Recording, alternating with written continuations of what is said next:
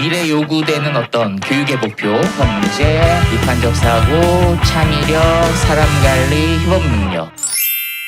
또 요즘에는 이제 유튜브의 시대다 보니까 이런 1인 방송이라든지 유튜브 크리에이터 교육도 함께 해나가고 있습니다. 이거는 이제 제가 찍은 이제 스마트폰 단편 영화고, 또 맨날 교육만 하면 창작에 대한 생기가 부족할까봐 또 스스로도 창작을 하면서 또 창작의 즐거움을 계속 느끼려고 노력을 하고 있습니다.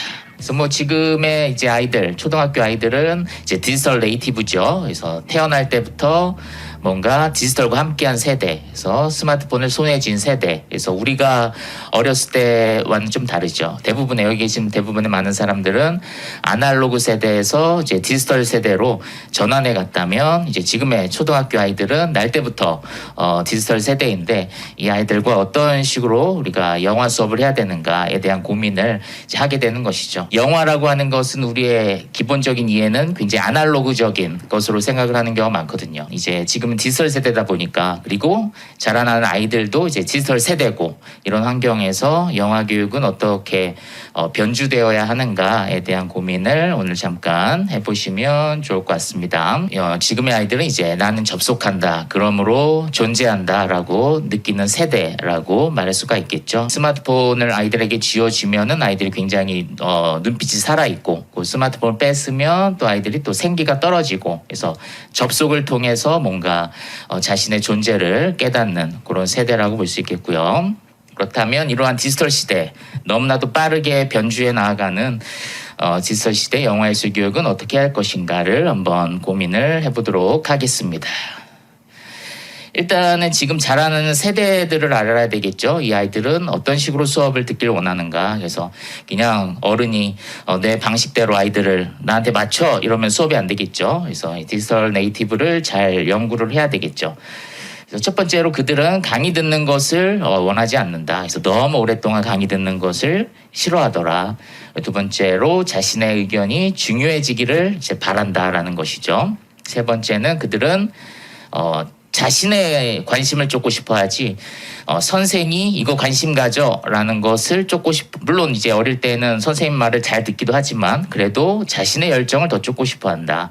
네 번째가 좀 중요합니다. 그래서 아이들은 지금 시대의 도구를 가지고 창조하고 싶어 한다. 선생님이 영화 예술 교사가 이제 자기 필름 시대 촬영 감독이었다고 막 아이들한테 필름 교육을 가르치면 안 되겠죠. 아이들한테는 지금 시대의 도구를 가지고 창조하고 싶어 하고, 또 메타버스 시대에는 또 아바타를 가지고 또 영화를 만들어 보고, 그렇게 하는 게 더 현명하다. 그리고 다섯 번째는 협업하고 경쟁하고 싶어 한다. 그래서 협업도 좋아하고 경쟁도 좋아하고 둘 다 좋아합니다. 그죠? 여섯 번째는 실제적인 교육을 받고 싶어 한다. 그래서 배웠으면 그걸 바로바로 적용하고 싶어 하죠. 이거 지금 배워서 30년 후에 적용할 거야. 그러면 아이들은 이제 받아들이지가 않죠. 그래서 계속 배우면서 적용할 수 있는 그런 교육을 해나가는 게 중요하다라는 것을 말씀을 드립니다. 그래서 비전에 대한 이야기 간단하게 공유를 해보도록 하겠습니다.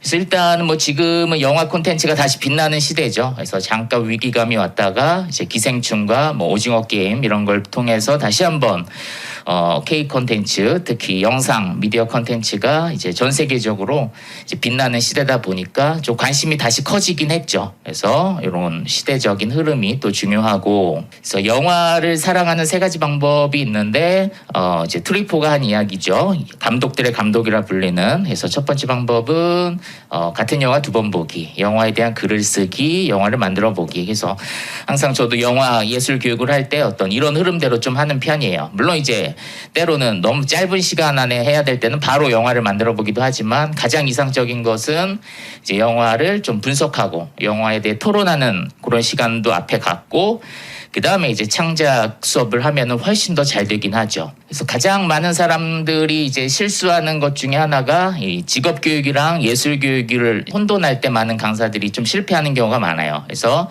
이제 특히 초등 수업에서는 직업 교육보다는 예술 교육이 좀 적합하겠죠. 근데 이제 물론 고등학교쯤 되면은 직업 교육이 좀 적합할 수도 있어요. 그죠? 그래서 고등학생 대상으로 영화 특강을 하는데 더 실제적인 영화 산업 진출을 위한 거를 걔네들은 더 필요하겠지만 사실은 초등학교 단계에서 막 영화 산업 진출을 위한 그런 교육을 하기에는 아이들이 그걸 받아들일 준비가 안 되는 경우가 많다 보니까 좀 더 본질적으로 이제 예술 교육 혹은 스토리텔링 교육이라고 하는 이제 더 큰 전제를 강사가 갖고 있는 게 제가 볼 땐 더 좋다라는 것을 말씀드립니다. 그래서 이걸 혼돈하면은 수업 내내 굉장히 고통스러울 수가 있어요. 그래서 아이들은 그냥 재밌게 체험하고 싶은데 강사 혼자 막 영화 산업처럼 막 애들 노동처럼 막 영화 찍기를 시키고 이러면은 엉망이 된 경우도 많이 봤습니다. 그래서 저희 조 옆에 다른 조에 보니까 아이들이 강사 선생님이 싫다고 막 영화 안 찍겠다고 그렇게 이제 파업하는 경우도 봤습니다. 수업인데도. 근데 이제 제 수업은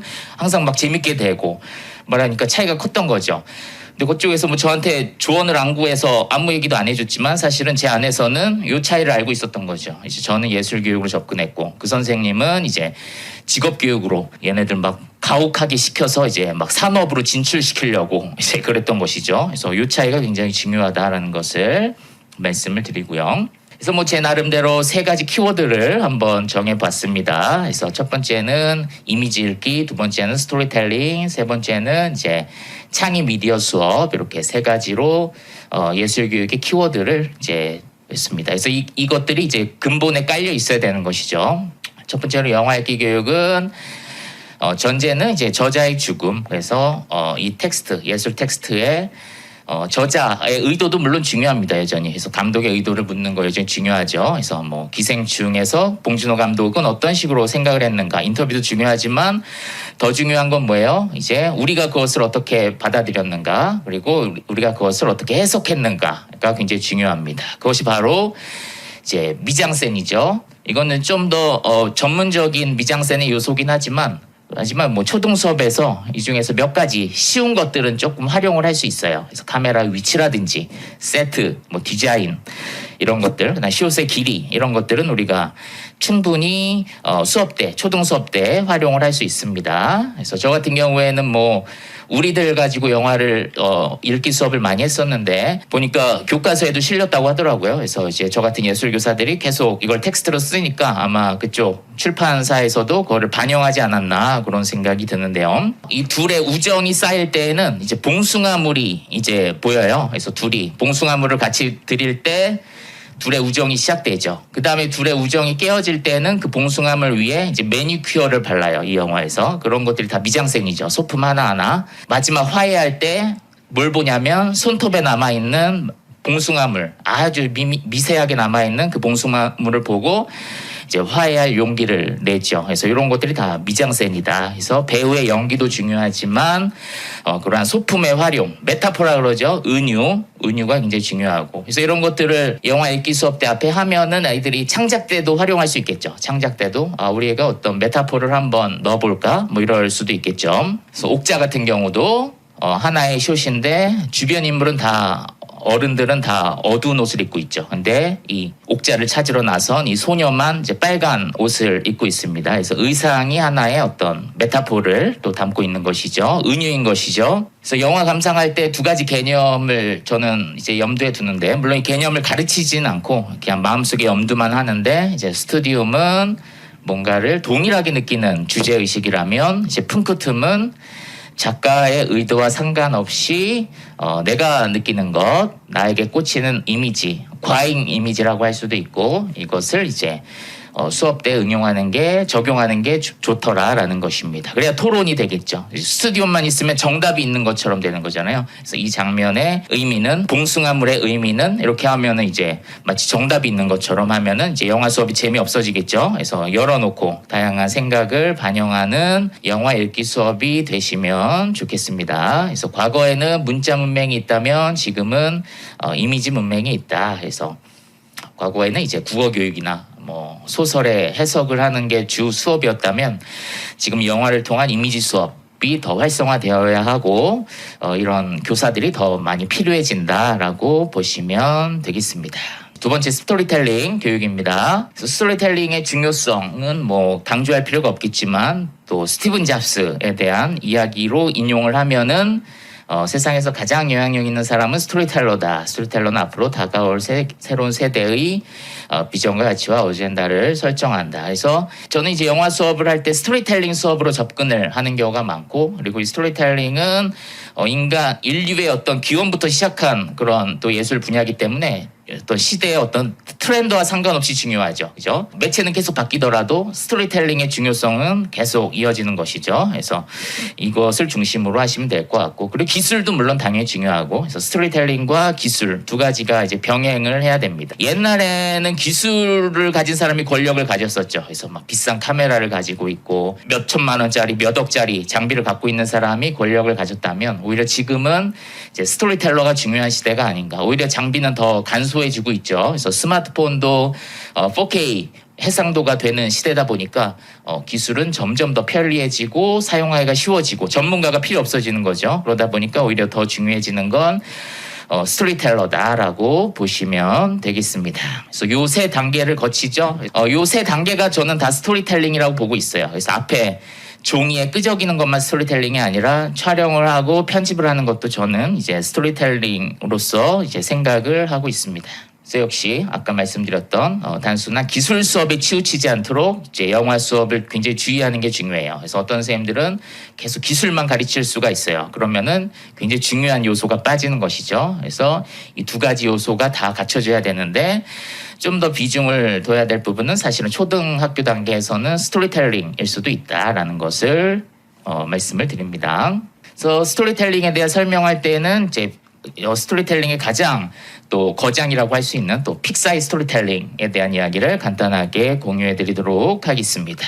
첫 번째는 개인의 기억과 감정으로부터 시작하라는 걸 굉장히 중요하게 여긴다 하더라고요. 그래서 픽사 영화들 보면은 굉장히 판타지가 강하고, 그다음에 인간의 어떤 경험을 넘어선 그런 이야기들이 되게 많죠. 근데 그 픽사 스토리텔러, 메인 스토리텔러 인터뷰를 다 보니까 제일 먼저 시작하는 게 개인의 기억과 감정에서 시작하는 거. 그래서 거기에서 시작하는 것이죠. 그래서 아이들과 수업할 때도 이런 요소가 중요한 것이죠. 그래서 막 애들한테 사례 영상으로 막 너무 화려한 것만 보여주면서 너네들도 이런 거 해! 막 이러면서 고통을 주면 안 되고, 정말 좋은 스토리텔러 교사라면 아이들의 기억과 감정을 끄집어내는 거를 중요하게 여기겠죠. 거기를 이제 선생님이 발전시켜주고, 이런 식으로 발전시키면 좋겠다. 그래서 아이들이 막 상상하는 걸 즐겁게 해야지, 이제 나쁜 미디어 교사는 이제 막 화려한 걸 막 보여주면서 너네는 왜 이렇게 못해? 하면서 막 혼내는 그런 사람은 굉장히 나쁜 미디어 교사겠죠. 뭐 이렇게 그려보는 걸 할 수도 있고, 어떤 사람은 글로 쓰는 걸 할 수도 있고, 두 번째는 이제 what if에서 처음에는 개인의 경험에서 시작했다면 거기에서 이제 만약에라고 하는 설정을 한번 넣어보는 겁니다. 그죠? 그렇게 시작을 해야지 처음부터 만약에부터 시작을 해버리면은 또 아이들이 감을 못 잡을 수가 있어요. 그래서 이렇게 픽사의 스토리텔링을 한번 수업에 적용하는 것도 굉장히 중요합니다. 그래서 일단은 상상을 하고 그게 즐거워야 그 다음에 이제 기술 수업이 들어가는 겁니다. 그죠?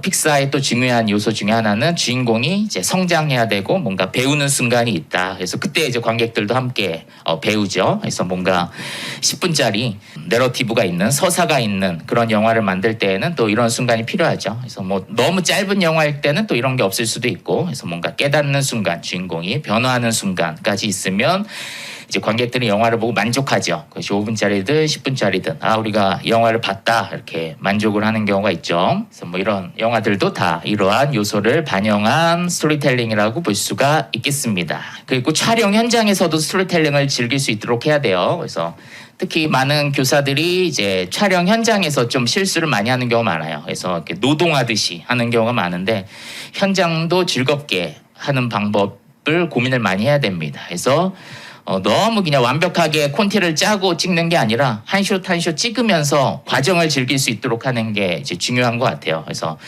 이제 어떤 교사는 또 봉준호 감독 인터뷰 하나 달랑 보고 와서 콘티대로 찍어야 되는구나 이렇게 또 그거 하나 배워가지고 이제 애들한테도 막 콘티대로 찍어 막 이렇게 잘못 가르치는 경우가 있어요. 그건 이제 봉준호 감독님은 콘티가 완벽하기 때문에 그렇게 하는 거고, 우리들은 이제 그 촬영 과정을 즐길 수 있어야 돼요. 그죠? 그래서 다음은 어떻게 찍을까? 이런 상황에서 이 인물의 감정은 어떨까? 이러면서 천천히 한 컷씩 찍으면서 스토리텔링을 즐길 수 있게 그렇게 교사가 만들어줘야 됩니다.